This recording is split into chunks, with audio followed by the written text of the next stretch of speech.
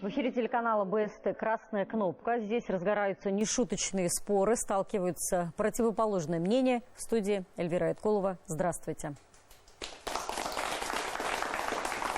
Как известно, в России две беды. Именно об одной из них поговорим сегодня. В республике общая протяженность дорог сегодня превышает длину экватора, то есть это более 47 тысяч километров. Но дороги – это не только полоса асфальта, это освещение, качество покрытия, разметка, остановка общественного транспорта и многое другое. И еще сюда добавляются новые виды транспорта практически ежедневно. Сегодня говорим о развитии дорожной инфраструктуры, о безопасности всех участников дорожного движения. Я с удовольствием представляю наших сегодняшних оппонентов. Сегодня с нами Рустам Баязитов, доцент УГАТУ, председатель Общественного совета Минтранса, а также председатель Общественного совета партийного проекта «Безопасные дороги». Рустам Баренович, здравствуйте. Здравствуйте. Вашим оппонентом сегодня будет заместитель начальника управления по строительству, ремонту дорог и искусственных сооружений администрации города Уфы Константин Папы. Здравствуйте. Здравствуйте. Константин Павлович. И позиции наших спикеров сегодня таковы. Константин Павлович по долгу службы считает, что уфимские дороги сегодня безопасны, строятся с учетом всех ГОСТов. Конечно, еще работы много, но ситуация явно улучшается. Рустам Баренович считает, что одна из основных проблем дорожной инфраструктуры – это отсутствие безопасности. Наши дороги далеки от идеального состояния. Ни водители, ни пешеходы не могут чувствовать себя в полной безопасности. Как известно, гости в нашей студии в ходе дискуссии могут голосовать за того или иного спикера. И, уважаемые наши зрители, тоже могут голосовать. И наше интерактивное голосование сегодня очень простой вопрос. Считаете ли вы уфимские дороги безопасными? Номера, по которым вы можете голосовать, на ваших экранах. И еще, уважаемые спикеры, один момент. Если вы перебираете по времени, у меня есть возможность нажать на красную кнопку, чтобы остановить вас и дать возможность высказаться вашему оппоненту. Принимаются такие правила, коллеги? Начинаем. Смотрите прямо сейчас. Мы растем по показателям аварийности. Где мы либеральничаем и где мы не дорабатываем, и кто это мы? Это вопрос всего нашего общества. Некоторые обращения поступают, и это о том, что ограничьте скорость, слишком быстро ездят. Нет разметок. Обычно они появляются к осени, когда уже наступает зима. А весной их опять нет. А весной их опять нет. Каждую весну, апрель-май, у нас идет наплыв вот этих жалоб, сообщений, что прокололи колесо, помяли диск. У нас в стране действует ГОСТ. Я не знаю, где-то вообще за границей есть ли такое, которым установлены нормативы, собственно говоря, вот этих ям, которые могут быть на дороге.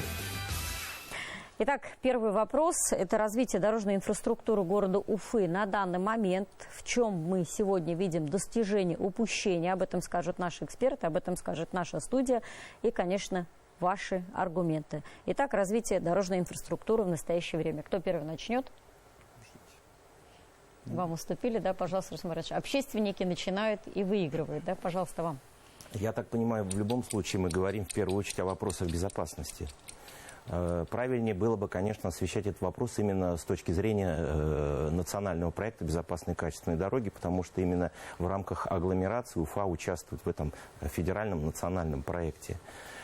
Ситуация крайне сложная, остается и продолжает по многим показателям. Если объективно говорить, мы растем по показателям аварийности, по количеству погибших, по количеству пострадавших. Причем, несмотря на общую положительную динамику, по четко выраженным направлениям, это пешеходы, это дети, это общественный транспорт. Ситуация продолжает оставаться сложной. И, в принципе, этот блок вопросов, он всем известен специалистам, общественникам. И главное, с моей точки зрения, проблема – наша инертность и наша либеральность. Мы не дорабатываем в этом направлении, и, соответственно, мы имеем эту ситуацию на наших дорогах. Спасибо, Константин Баренович. По поводу либеральности и почему мы не докручиваем, не дорабатываем, мы еще продолжим. Константин Павлович, вы считаете, что Уфа сегодня, практически может быть образцом, а будет еще лучше в части дорожной инфраструктуры? Да. Пожалуйста, ваши аргументы. Да, уважаемые коллеги, но уже само вхождение вот в эту программу, я считаю, это уже значительный вклад и, может быть, некая победа над вот этой транспортной доступностью, потому что мы все понимаем, что регионы, в том числе и город, без поддержки федерального центра там, ну, не могут решить эту проблему. Вот. На мой взгляд, вот на сегодняшний день те, значит, работы, которые мы осуществляли там, в первый год этой программы, теми объектами, которыми мы занимались, это был в основном ремонт дорог. Да. Сейчас мы наблюдаем тенденцию к тому, что мы уже осуществляем капитальный ремонт, реконструкцию, строительство. То есть мы вышли на некий иной уровень. Вот это говорит о том уже, что некие целевые показатели этой программы, они достигнуты. Вот в том числе, как говорил мой оппонент, в том числе и снижение, значит, аварийности. Да, возможно, мы не достигли всех тех показателей, которые должны достигнуть, но работа у нас в данном направлении продолжается. Спасибо, Константин Павлович. И все-таки, Рустам Байронович, где мы либеральничаем и где мы не дорабатываем, и кто это мы? Население, власть. Вопрос безопасности дорожного движения – это не узкий вопрос, это вопрос всего нашего общества. Здесь можно разделить на три больших блока. Это человеческий фактор, это дорожная сфера и транспорт. То, что касается человеческого фактора, с моей точки зрения, это первый и наиболее важный вопрос, потому что… Тут мы говорим под словом «мы» все население. Безусловно. Каждый, начиная с ребенка, который вышел, он уже участник дорожного движения, родители, которые ему показывают, учителя, правоохранительные органы, все. Невозможно здесь отделить. 90 практически, там 5% ДТП – это человеческий фактор. Это не только нарушитель как водитель, это нарушитель пешеход, это дорожник, который недобросовестно или недисциплинированно отремонтировал дорогу. Это оператор станции технического осмотра, который, может быть, выписал левую диагностическую карту. То есть все мы складываем вот эту мозаику. К сожалению, да, и мы имеем то, что имеем. Мы имеем положительную динамику по многим важным критериям. Спасибо. Константин Павлович, ваш оппонент где-то вам помогает отвечать на вопросы, разделяя вот эту солидарную ответственность, да, что отвечает-то не только администрация города Уфы, когда строит дороги, но и любой, кто вышел на улицу. И все-таки вы считаете, что показатели улучшаются. Дальше ваш аргумент. Дело в том, что в части того, чем сейчас мы занимаемся, какие мы проблемы сейчас снимаем. У нас вот плоскость, совершенно верно, она переместилась уже немножко. И если раньше мы занимались тем, что у нас на дорогах были сплошняком практически на всех улицах ямы, ухабы, и мы не могли просто безопасно передвигаться, да, из-за этих ям, то сейчас уже некоторые обращения поступают, и это о том, что ограничьте скорость, слишком быстро ездят. Вот. Потому что дороги хорошие? Да, в этом прав был оппонент о том, что мы, может быть, сейчас не дорабатываем, мы стараемся исправить о том, что требуется ставить дополнительное ограждение в целях безопасности пешеходов. Да. Нам надо усилить, естественно, работу по установке камер фото-видеофиксации нарушений ПДД. Вот. В части контроля, конечно, качества и глобальных, скажем так, вопросов, почему это происходит. Да, есть некая ответственность, недоработка, но она, наверное, все-таки в части глобальных, если позволит... Продолжите, время... у вас будет еще одна третья минута. Рустам Байронович, пожалуйста, мы все-таки в первой части нашей дискуссии говорим именно об инфраструктуре в этой части, что плохо, что хорошо. Потому что воспитательный момент, работа с детьми, это важно, но сейчас об инфраструктуре. Уходим от человеческого фактора. Это отдельная и очень большая тема. То, что касается дорожной инфраструктуры, значительная доля, больше 30% наших дорог, я имею в виду город Уфу и уфимскую агломерацию, не соответствует нормативным требованиям. Общеизвестно о том, что у нас еще крайне много не хватает дорожных знаков. У нас не хватает разметки. У нас очень много автобусных остановок, которые просто противоречат нормативным требованиям и логике. У нас есть светофоры, которые тоже требуют, светофорные объекты реконструкции. У нас есть светофоры, перекрестки, которые регулируются с одной стороны светофорами, а с другой знаками. Это вообще нонсенс. Очень много требований, вы правильно сказали, у нас не хватает освещения на улицах. Больше 30% улиц у нас не освещены. У нас существенная доля дорог не имеет ливневой канализации, гидрологический фактор, вы понимаете, там 60 температурных 0 переходов в год, дорогу разрывает. То есть у нас еще масса проблем. Спасибо. По инфраструктуре у нас оценка в среднем по 5-бальной системе. Тройка с плюсом, я так в совокупность фактором, или все-таки ближе к четверке? Я оценил бы, наверное, двумя показателями. Первый – это то, что сейчас все-таки оценочка 3 с плюсом, а вторая – то, что все-таки с начала этого национального проекта БКД с 2017 года, конечно, сделано, это твердая 4. Спасибо. То, что сделано. Согласны вы с такой оценкой, что сегодня на 3 с плюсом у нас дорожная инфраструктура или нет? Ваша 3-я минута. Ну, в конце концов, вот подтверждение вот этих слов предыдущее мое высказывание служит как раз-таки о том, что мы сейчас перешли с области обычного ремонта как раз-таки вот на объекты капитального ремонта, строительства и реконструкции. Да? То есть как раз-таки вот в этих уже объектах мы предусматриваем строительство ливневой канализации, про что говорил наш оппонент. Тут идет полная модернизация светофорных объектов, установка камер фото-видеофиксации. А есть какой-то дедлайн, когда вот прям время X и все стало хорошо? Совершенно верно. Но вот для сравнения вам пример такой приведу. Если в прошлом году мы ремонтировали 48 улиц, то в этом году у нас их всего 19. Но это не говорит, что мы меньше делаем. Мы делаем ровно столько же, но у нас объекты, они стали более капиталоемкие. То есть мы стали строить ливневые канализации, мы стали строить ограждения, мы стали как раз-таки светофорные объекты. И все, что требуется, чтобы дорога соответствовала нормам безопасности. Спасибо. Дороги у нас отвратительные. Ездить совершенно невозможно. Безопасности нет никакой. Категорически не согласен вот с стороной, которая представляет интересы дорожных служб. Во-первых, в дорогах ямы. Приходится каждый год ремонтировать колеса. Если собрать статистику, это будет та цена, которую платят автолюбители, который превышает, наверное, бюджет ваших дорожных служб, то есть вторую цену, которую мы все платим. Второе, кроме этих ям, которые нескончаемы, второе – освещение. Освещение отвратительное, какая-то полная темнота. Лампочки освещают сами себя, вот эти лампы, которые должны освещать на самом деле дорогу. Я иногда бываю за рубежом, нигде такого я не видел. Третья проблема – нет разметок. Разметки, ну, в лучшем случае, они вот сейчас вот появились вот на некоторых улицах, а вообще обычно они появляются к осени, когда уже наступает зима.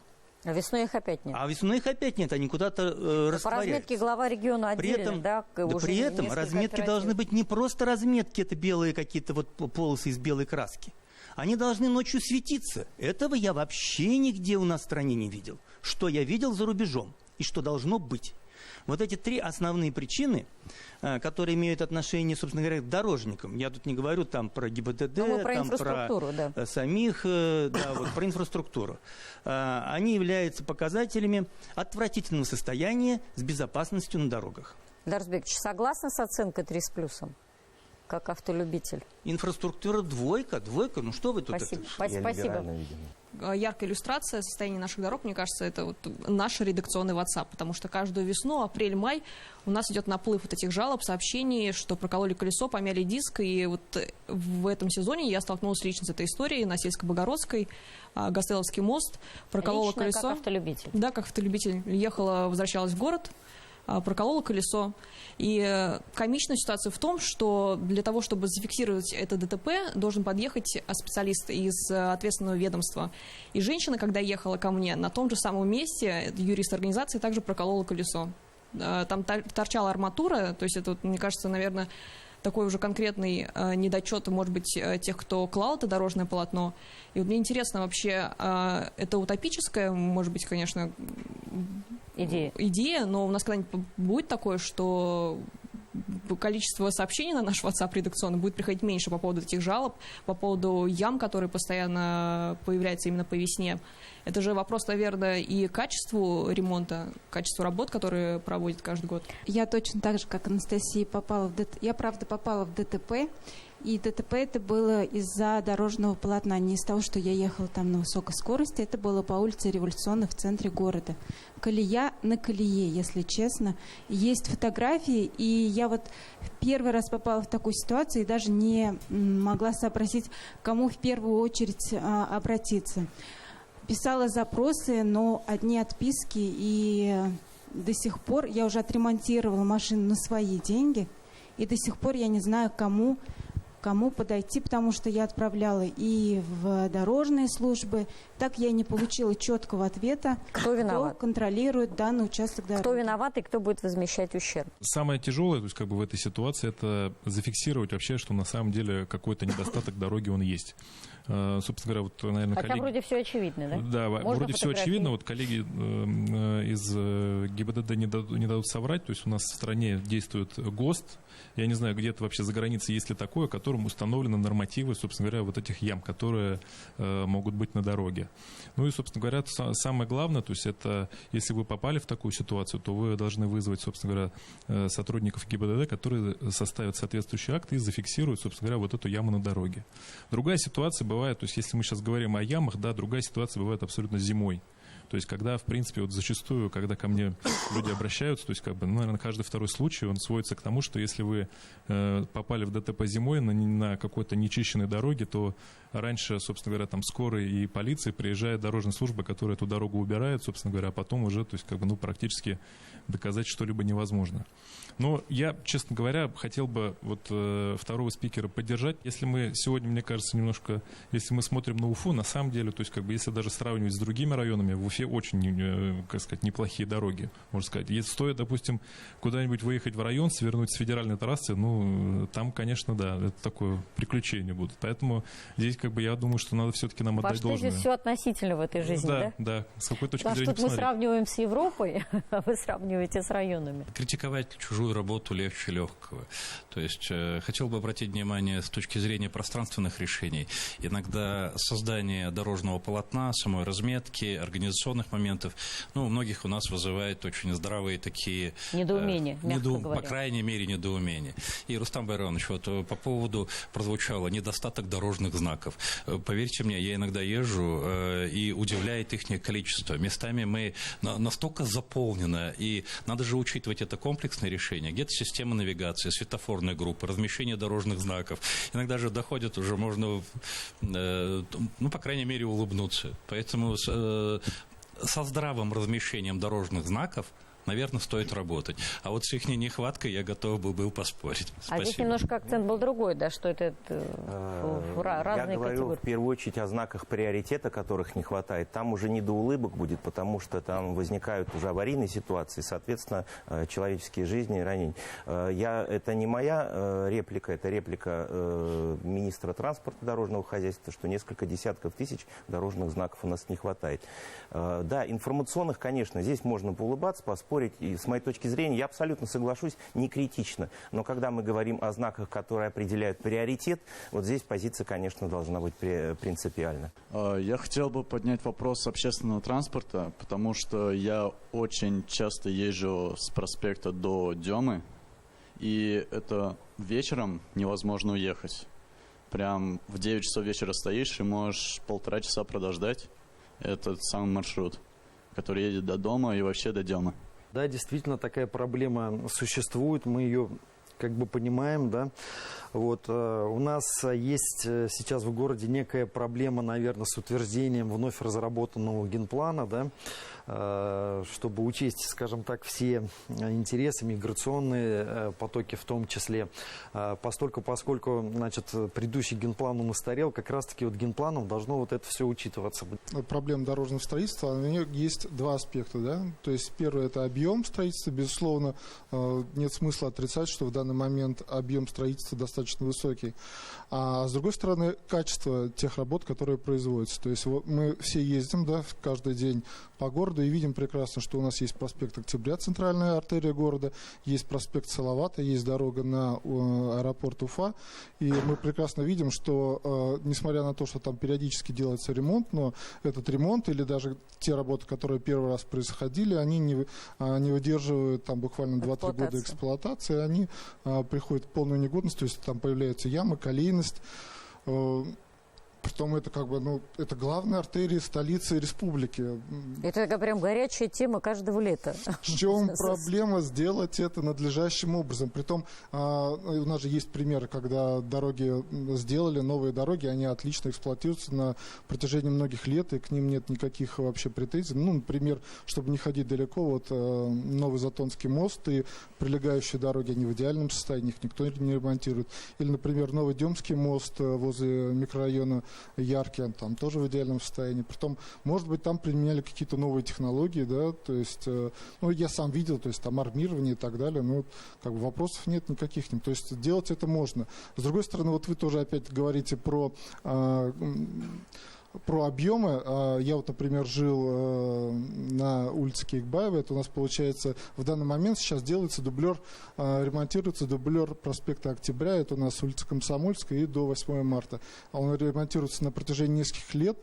И то, каким образом он ремонтируется, это, в общем, ну, как бы не поддается вообще никакому объяснению. То есть зимой у нас никакие работы не ведут, тем не менее, вот они осенью разрыли, оставили этот котлован, и он там до весны зачем-то существует. Для чего это делается, почему вот эти там буераки на протяжении многих лет, ну, это просто вообще не поддается Вы прям такие глобальные вопросы подняли. Если коротко прокомментировать, что с Комсомольской, потому что очень обсуждаемая спасибо, тема. во-первых, да. за высокую оценку по Затонскому мосту и по Демскому. Вот. Это, на самом деле, первые мои объекты были, работая в качестве... Коллеги, ну давайте поаплодируем. В качестве заказчика, поддержим. Да. Вот. В части того, что объекты не выдерживают ремонта, ну, могу сказать, что есть действительно, может быть, какие-то факторы, которые не позволяют его качественно выполнить. Потому что ремонт он подразумевает у нас замену изношенных слоев, вот, а вот эти объекты, которые вы ранее назвали, они все-таки капитально, скажем так, ремонтировались с нуля. У нас в нашей дорожно-строительной лаборатории в прошлом году,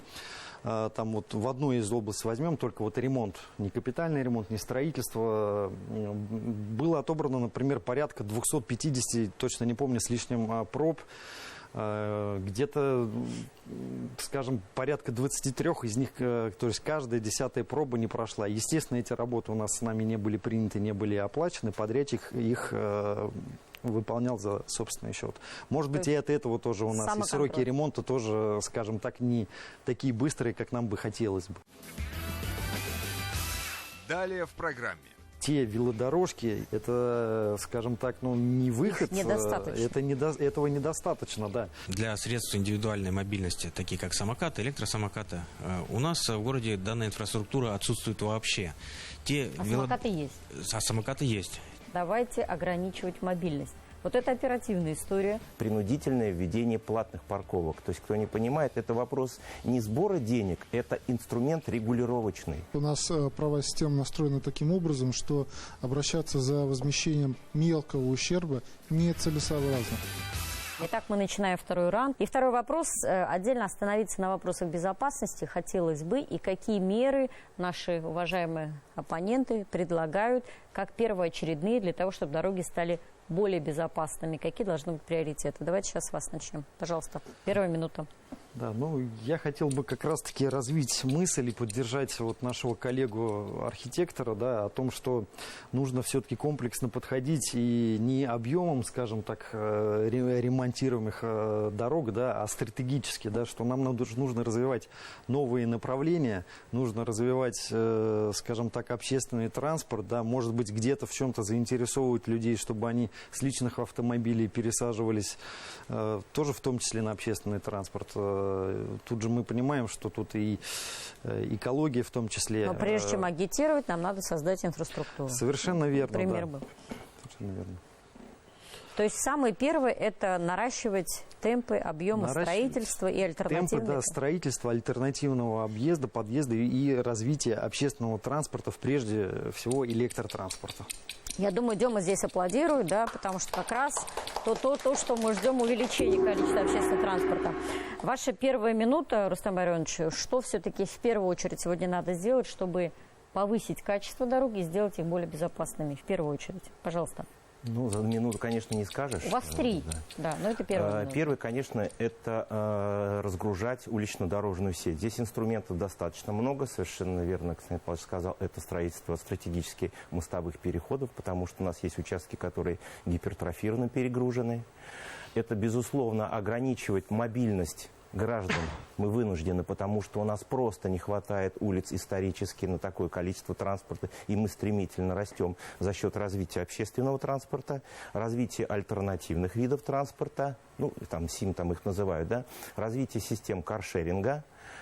Следующий – это, безусловно, внедрение цифровой оболочки, или, как это называют, интеллектуальной транспортной системы. Это во всем управление, с мониторинга, управление пассажирским транспортом, это информативность граждан и так далее. То есть можно долго говорить. Вот это такие базисные вещи, которые нужно разворачивать. Какие-то из них мы видим, что уже в начальной стадии реализации, какие-то внедряются давно, а к каким-то мы еще не приступили.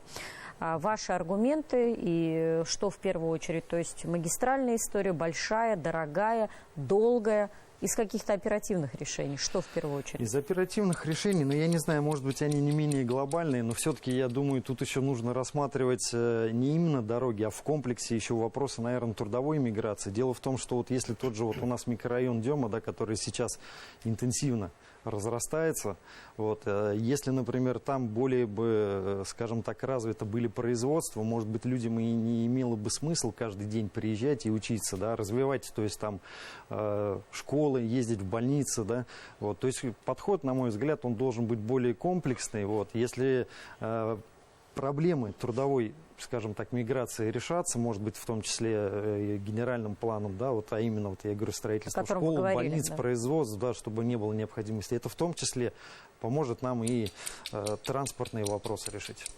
Ну, вы сейчас предлагаете еще более дорогое решение, чем просто Согласен, но если этим не начать заниматься сейчас, то, скорее всего, может получиться еще хуже. Спасибо. Рустам Байрамович, у вас была одна очень интересная фраза «давайте ограничивать мобильность». Вот это оперативная история, но она не для всех приятная. Что под этим вы подразумевали? Ограничить личную мобильность? Это платные 90% нашего транспортного потока – это личные автомобили, на которых, как правило, мы ездим одни, перевозим себя любимого. То есть вот в этих заторах, как правило, посмотреть, мы возим железо и воздух. И, соответственно, ну, вещь, которую мы говорим своим студентам, 100 человек, там, которые переезжают на личных автомобилях, километр квадратный занимают, на автобусе они занимают 45 квадратных метров. То есть это инструмент разгрузки. Вот о чем. Искусственное снижение мобильности. За счет того, что развивать общественный транспорт, ограничивать личное передвижение. И вот инструментом, который сейчас запустили, но мы еще не реализовали в Уфе, это, наконец-то, организация системы парковочного пространства. Принудительное введение платных парковок. То есть, кто не понимает, это вопрос не сбора денег, это инструмент регулировочный. То есть мы должны каким-то образом объяснить людям, что не надо приезжать в город в часы пик и в узких местах на 8 часов бросать автомобиль. На 20 минут ребенка привезти, вопросов нет. Пообедать, на деловую встречу и так далее. Регулировочные механизмы снижения мобильности лично на своем личном автомобиле. Вот в чем постулат. Спасибо. Ваша будет 3-я минута еще раз эту мысль зафиксировать, потому что она на самом деле дискуссионный, да, мы понимаем, что не у всех это находит отклик, потому что очень удобно. Вышел из подъезда, сел в свою машину, доехал до работы, вышел из своей машины, да. К сожалению, да. Ваша 3-я минута все-таки по оперативным решениям, и мне здесь хотелось бы немножко вектор вам задать, то есть есть решения большие, дорогие, о которых вы говорили, все-таки возвращаясь к оперативным и дешевым. А вы, как человек, который строите дороги, отвечаете за дорожную инфраструктуру, как вы оцениваете вот в продолжении темы индивидуальной мобильности? У нас ведь сегодня не только личный транспорт в виде автомобиля, но и все возможные виды нового транспорта. Это и скутеры, электросамокаты. Насколько это сегодня мешает или, наоборот, помогает Уфе? На самом деле эта проблема, она у нас, скажем так, остро сейчас развилась, да, вместе, скажем так, с технологическим прогрессом. Вот, еще и будет развиваться. Конечно, будет развиваться, еще, наверное, вперед, скажем так, ползти. Вот, и, может быть, быстрее даже уходить, чем мы. Вот, сотрудники ГИБДД, наверное, поддержат в том плане, что на сегодняшний день у нас законодательно никак не урегулированы вот эти участники дорожного движения. Они являются полноценными участниками дорожного движения. И даже те велодорожки, велосипедные дорожки, которые мы, скажем так, строим в новых дорогах, либо строим дополнительно, да, мы понимаем, что это, скажем так, ну, не выход, этого недостаточно, да. Здесь вопрос, на мой взгляд, должен решаться как-то именно на законодательном уровне. Вот. А вот в плане, значит, моего оппонента насчет парковок, я полностью с ним согласен. Действительно, платность надо вводить, но не для того, чтобы собирать налоги, а для того, чтобы она действительно, на мой взгляд, поможет решить проблему, в том числе, чтобы люди пользовались больше общественным транспортом. А чего стесняться-то? Мы для чего эти деньги собираем? Здесь тоже надо понимать. Если это будут целевые окрашенные средства, то почему нет? Если мы их дальше пускаем на развитие инфраструктуры, и люди понимают, что они заплатили за парковку, но собранные средства пойдут на формирование каких-то новых пространств. Да? То есть это вопрос дальнейшего использования этих денег. Ваша 3-я минута, и все-таки по ограничению индивидуальной мобильности вашу мысль закончите и аргументы. Почему это надо делать? Как я уже сказал, мы ограничены городским пространством исторически. Проектировалось там под 80 автомобилей на 1000 населения, мы сейчас там порядка уже 400, и ничего с этим пространством мы делать не можем. Поэтому, в принципе, инструменты понятно. Пересаживать на тот вид транспорта, который может жить в этом городе. То есть уже очевидно, что автомобильного рая, который там планировал в свое время Генри Форд, его не будет. Люди же интуитивно понимают, поэтому и вот этот и пошел бум переходов там на средства индивидуальной мобильности.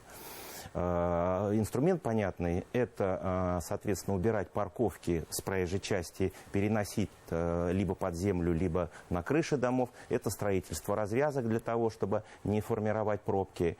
Это развитие общественного транспорта крупного, масштабируемого, низкопольного, для того, чтобы могли, соответственно, перевозить все группы населения, в том числе и маломобильные группы населения, которых у нас 25% сейчас. Спасибо. В части индивидуальной мобильности все-таки это и платные парковки, это и электротранспорт, которого сегодня достаточно много. Да, пожалуйста. Я хочу немножко защитить представителя администрации, потому что, в силу своих сил и возможностей они все-таки стараются что-то делать. Не всегда у них это хорошо получается. Все зависит от того, как люди к этому подходят. Аргументы. В части чего защитить аргументы? Защитить в том, что они занимаются больше материальным, то есть их задача сейчас стоит о том, чтобы обеспечить нам качественную дорогу, но вы забываете о том, что у нас и люди, представители, пешеходы, велотранспорт, сейчас появились мобильные вот эти все передвижные возможности на колесах кататься. У нас нету культуры вождения, у нас нету культуры хождения, я не знаю, как это назвать, как угодно назовите. 80% населения, которые не пользуются транспортом, личным транспортом, они не знают правил дорожного движения. Спрос у нас идет только с водителей и те, кто подпадает под ихнюю категорию. И из дорожников, опять же, да. А все остальные у нас почему-то либо выпадают из поля зрения, либо игнорируются. Я хотел бы высказаться по нескольким вопросам. Начнем сначала с качества автомобильных дорог. Хочется сказать, что согласно статистике в Республике Башкортостан у нас половина дорожно-транспортных происшествий происходит на месте происшествия, выявляются неудовлетворительные дорожные условия, которые сопутствовали совершению данных происшествий. Если конкретно говорить про Уфу, то данный показатель доходит до 70%. Наиболее часто встречающиеся это отсутствие либо плохая различимость дорожной разметки, также неровность покрытия, отсутствие дорожных знаков. Недавние проверки показывают, что на территории республики у нас порядка 400 тысяч дорожных знаков отсутствует, которые должны быть. Вот как раз то, о чем вы говорили. Да, Рустам Баронович говорил несколько десятков тысяч, но несколько сотен тысяч реально. Причем более 20 тысяч дорожных знаков запрещающих. То есть это либо ограничение скорости, либо ограничение обгона. Данные знаки необходимы просто на проезжей части, и они не установлены. Далее, что касается инфраструктуры для средств индивидуальной мобильности, такие как самокаты, электросамокаты, у нас в городе данная инфраструктура отсутствует вообще. Самокаты есть? Самокаты есть. Те велодорожки, которые предназначены для данных средств, они настолько узкие, даже существующие, что не позволяют разъехаться двум самокатам. То есть инфраструктуры вообще нет, ее для развития дальше средств индивидуальной мобильности нужно полностью готовить инфраструктуру города к данным нововведениям. По самокатам я предлагаю высказаться врачам, да, потому что вы, наверное, в первую очередь фиксируете эти случаи. С наступлением теплого времени года в стационаре ожидаемо повышается количество поступления пациентов с участием владельцев электросамокатов. Пациенты в вашем случае это дети, да? Потому что 17-я детская больница. Да. Ну и коллеги из других взрослых больниц тоже это отмечают. Травмы различного характера, от легких ушибов и ссадин до вполне серьезных переломов бедер, кости черепа, челюсти, при которым предстоит несколько оперативных вмешательств, вплоть до летальных исходов, чисто теоретически. Поэтому предлагаю обязать водителей средств индивидуальной мобильности надевать шлемы, налокотники, наколенники. И для безопасности пешеходов предлагаю улучшить велоинфраструктуру города и пустить поток этих же электросамокатов по велодорожкам. Также снабдить электросамокаты источником звука, чтобы пешеходы слышали приближение электросамокатов, если тот решит поехать. А если мы совсем их запретим? Я думаю, вы скажете, предлагаю убрать их с наших улиц. Нет, запрещать это, я думаю, неправильно. Жить вообще опасно, если так считать. Спасибо. Мнение врача-травматолога: жить опасно. Пожалуйста. Ну, я вообще шокирован вот этим раундом, то, что оба спикера говорили. Тема обсуждения – это безопасность дорог. Вопрос, который ведущий задал: что сделать, чтобы безопасность дорог увеличить? И оба спикера собираются увеличивать безопасность дорог тем, чтобы освободить эти дороги от участников дорожного движения. Одно предложение – это, значит, автомобилисты пересаживаются в автобусы, а вот представитель дорожных служб еще предлагает, чтобы и в автобусы тоже они не пересаживались, а работали там, где живут. Город перестроили таким образом, чтобы они вообще пешком ходили в поликлиники и так далее. Тогда, конечно, дороги будут пустые и безопасность будет решена. Все это напоминает мне анекдот про нерадивого профессора, потому что я представитель общественных этих наук. Этот нерадивый профессор говорит: вот все хорошо в университете, только студенты мешают. Еще бы студентов там не было, и было бы замечательно. И вот наши спикеры тоже собираются таким образом решать вопрос безопасности. А вы бы что предложили? Я что предлагаю? Как ученый, да. Какие ученый. Оперативные меры? Как ученый, как экономист, все это можно подсчитать, и должны быть экономические механизмы воздействия на дорожные службы. Моя экспертная пока оценка: сумма ущерба, который несут автолюбители, и не только еще общественный транспорт, она превышает величину дорожного фонда. Должен быть механизм взыскания этого ущерба с дорожных служб, которые отвечают. И тогда дороги моментально станут хорошими. Речь идет такой, я бы сказала, даже реформе, в этой отрасли, потому что совсем другая концепция. Вот дадим коллеге тоже сказать. Спасибо. У нас правовая система настроена таким образом, что обращаться за возмещением мелкого ущерба нецелесообразно.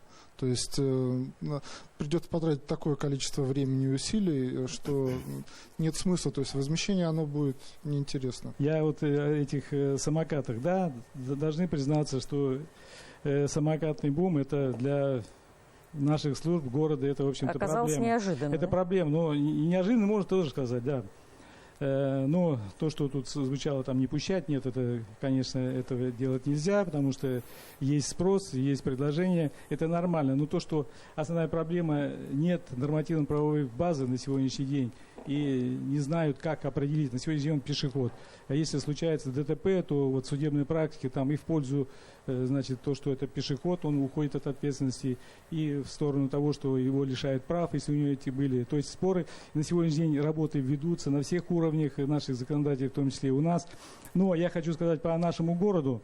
Проблема эта, создалась, она неожиданно, как вы сказали, действительно в этом году вошли, эти кикшеринг, правильно, да. Нет, это кикшеринг. Я выучил, эти слова. То есть они вошли, это порядка 2000 самокатов сегодня зашла фирма, ВУШ, которая сдает в аренду их, и готовится еще. То есть это такой бум. Проблемы они уже создали. Но мы сегодня с ними в диалоге обсуждаем, каким образом можно что-то сделать для снижения, безопасности в первую очередь. И, соответственно, они в то же время и устанавливают свои эти парковки где попало, скажем так. и где-то мешают пешеходам, где-то Это нарушают... вообще большой вопрос, имеют ли они право, где попало. Это все-таки муниципальная земля, то есть Вот любой о чем киоск речь. у нас Это опять столько согласований. недостаток законодательного. Далее в программе. Какая улица, она нам нужна для пешеходов, какая нужна для Вы автомобилистов. думаете, мы когда-нибудь договоримся То есть вот, однозначно? да, вот этот вот Я вопрос, сомневаюсь. для кого город Уфа, для пешеходов или для автомобилистов? Это работа с очагами ДТП. И действительно, их То есть стало намного расшивать меньше. какие-то узлы. Нужно их конкретно работать по ним и их ликвидировать. А почему знаков не хватает? Денег нету. Они не стоят, понимаете, не из-за того, что они им их плохо поставили, а из-за того, что их ломают. Это вандализм, их пилят, уносят на отопление, знаки круглые, бочки закрывают. С квадратных знаков хорошие лопаты получаются.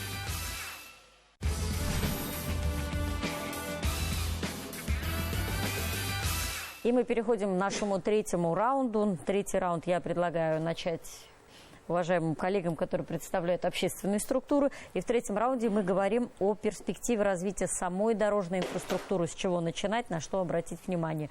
Из ваших 3 минут первая пошла. Пожалуйста. Ну, во-первых, может быть, повторюсь, но тем не менее скажу, что мы, если говорим про Уфу, мы ограничены пространственно. Мы ограничены в любом случае финансово, как бы мы ни лукавили, денег не хватает. Чтобы поэтому мы не все предлагали, проекты, да, они точечные, локальные и направлены на наиболее, скажем, объемные какие-то важные места. Кроме этого, не соглашусь вот с оппонентом, то, что говорил, включить экономические рычаги, это понятно, но тем не менее, вот статья 3 нашего федерального закона о безопасности дорожного движения говорит четко, что все-таки жизнь и здоровье наших граждан имеет приоритет по отношению к экономическим направлениям деятельности. Ну, то, что нужно делать по городу Уфе, в принципе, есть план развития, нужно его просто реализовать. Для этого нужно финансирование и работать упорно и последовательно. Спасибо. Продолжите свою мысль, Константин Павлович. Очень много интересных идей звучало. Есть ли какие-то, которые вам созвучны и которые могли бы сегодня вот прям взяты на вооружение для того, чтобы сделать более безопасную инфраструктуру? Пожалуйста. Я считаю, что нам надо в первую очередь определиться с общественными пространствами и определиться все-таки все, что нам нужно. Какая улица она нам нужна для пешеходов, какая нужна для автомобилистов. Вы думаете, мы когда-нибудь договоримся однозначно? Да, вот этот вот вопрос, для кого город Уфа, для пешеходов или для автомобилистов, да, я обычно отвечаю, что для людей. Вот. Сказать, что мы ничего не для этого не делаем, я считаю, что так нельзя. Это неправильно, наверное, будет, потому что вот реальный пример в прошлом году, это у нас улица Коммунистическая. Да, всю жизнь, если мы вели тренд на расширение проезжей части дорог, то, если вы обратили внимание, в прошлом году мы сузили проезжую часть для того, чтобы дать доступ пешеходам. Вот. Сейчас прорабатываем вопрос по улице Октябрьской революции, ну и неким другим направлениям. Вот. Поэтому, на мой взгляд, надо переформатировать и решить, значит, вот эти общественные пространства, что у нас должно быть для пешеходов, а что где должна быть зона для автомобилистов. Спасибо. Константин Павлович предлагает нам, уважаемые горожане, начать договариваться и для себя определить, для кого город Уфа. Но мне кажется, это самая неблагодарная история. Вряд ли мы придем к какому-то единому мнению. Вы как считаете, Рустам Андреевич? Вопрос спорный и вопрос очень непростой. Поясню, исторически получилось так, что площадь улично-дорожной сети города Уфы это порядка 2-3%, к сожалению. Просто приведу пример. Европа это порядка 20%, законодательно заложено. Соединенные Штаты это порядка 30-35% от площади города, это улично-дорожная сеть, так называемый коэффициент ЛАС. И мы никуда из этого не денемся, сложилось так исторически. Поэтому нам придется посягать на мобильность каждого в том числе. То, что касается с точки зрения безопасности дорожной инфраструктуры, да, вот то, что высказывалось против, это все из контекста нельзя за одну минуту сказать, но тем не менее вот один из инструментов, и он заложен в нацпроекте БКД, это работа с очагами ДТП. Действительно, их стало намного меньше. Нужно их конкретно работать по ним и их ликвидировать. Они все известны, причины все известны специалистам, и общественникам, и надзорным органам. Нужно точечно по ним работать. Спасибо. Ваше мнение, да, пожалуйста. Ну, тяжело комментировать или оспаривать последнюю реплику моего оппонента. Вот. Но все-таки хотел бы заострить внимание на тех пространствах. Еще раз. та же Советская площадь, да, на сегодняшний день мы видим ее реконструкцию, да, что мы видели несколько лет назад. Это была автопарковка. Я по роду своей работы часто в Министерство транспорта, строительства подъезжаю. Для меня это тоже является некой трудностью, где припарковать автомобили. Вот. Но, на мой взгляд, то, что делается сейчас, это, наверное, лучше, чем в центральной части города у нас была огромная, большая парковка. Проблему парковок надо решать, но их, может быть, надо решать подземными парковками, многоуровневыми паркинги. Вот, поэтому все-таки я бы предлагал развить тему переформулирования общественных пространств и развития все-таки электротранспорта. Потому что на дороге мы сколько ни расширяй, ни ремонтируй, только этим, да, нам ни денег, ни сил не хватит победить эту проблему. Спасибо. Что вы не успели сказать, самое важное? Ваша финальная минута, пожалуйста, Рустам Баранович. Сложно сказать все, да. На чем акцент хотели бы финально сделать?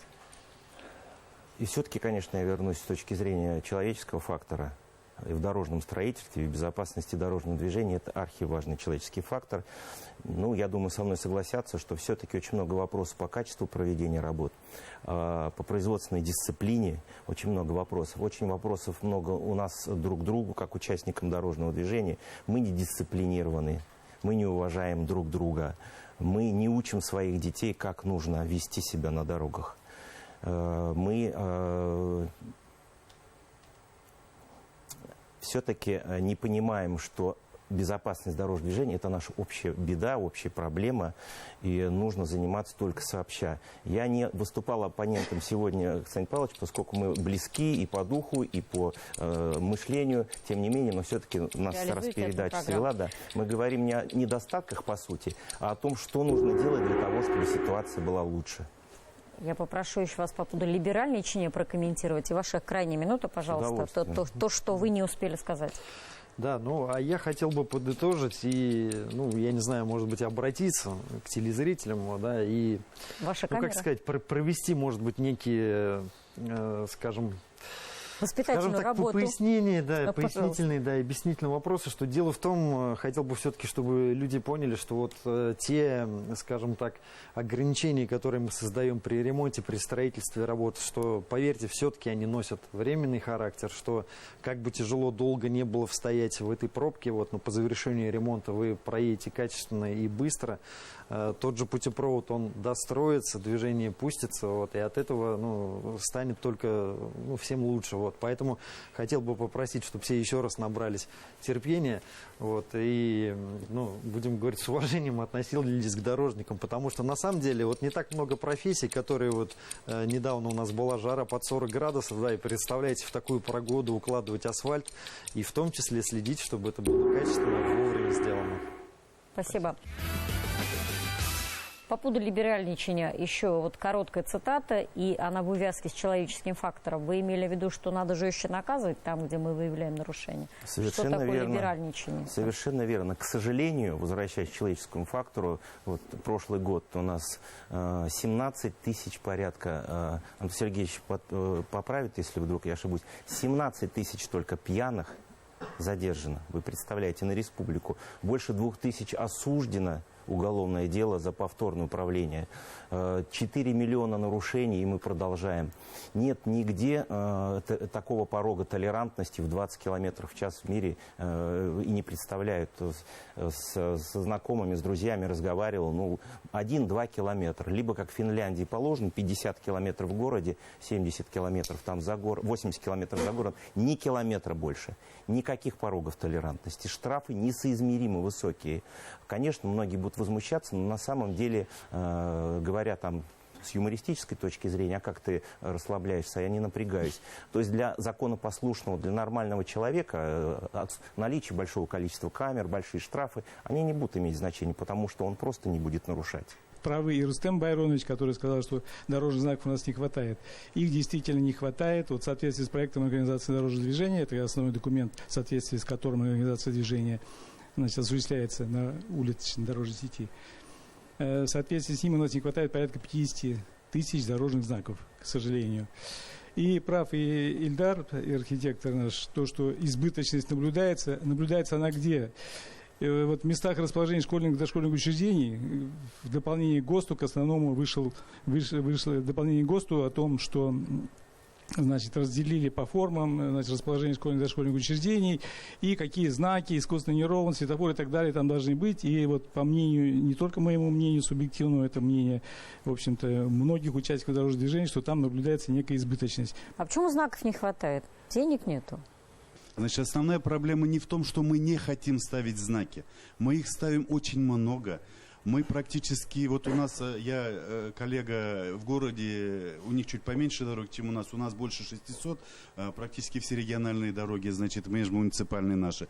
И каждый, значит, согласно контракту подрядчик, значит, каждый месяц практически на каждую дорогу выставляет 20-25 знаков, понимаете, да? Это очень большая стоимость, это где-то 18-20 тысяч стоит один знак. Вот, привозят, ставят и так далее, но они не стоят. Понимаете, не из-за того, что мы их плохо поставили, а из-за того, что их ломают.